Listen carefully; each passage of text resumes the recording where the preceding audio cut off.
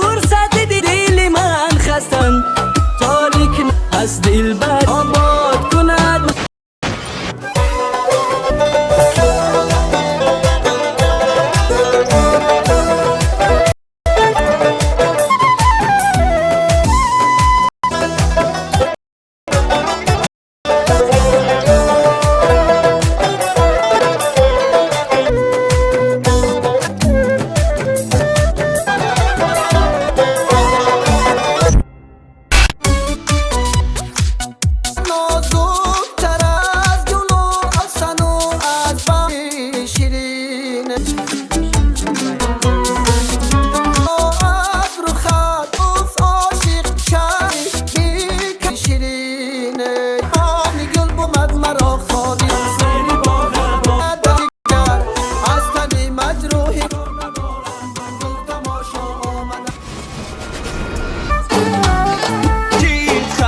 مشورشید و میوای دلون دوخ دوخ یه ملی گپ و گپ چشا دلون دو پرشی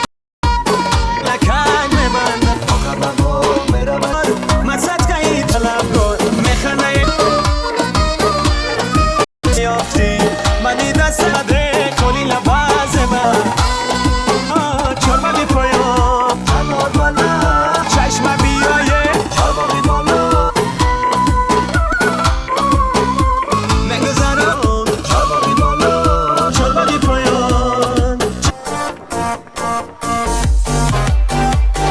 لحظه برگردم لحظه خواهم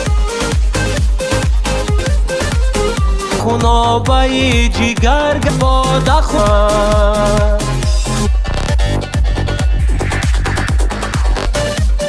که بنشینم سر روم که بنشین هر قدم بر هزین روزگار گردم کسی دیگه او بد ویران کنم یار کنم جان جادی هم شو چون مویز خالی لکنم جان و دیلم دغری زبنم اسمی تو را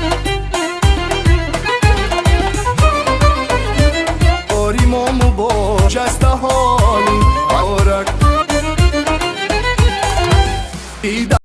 پیروزی بکاران همه جمع و غمپره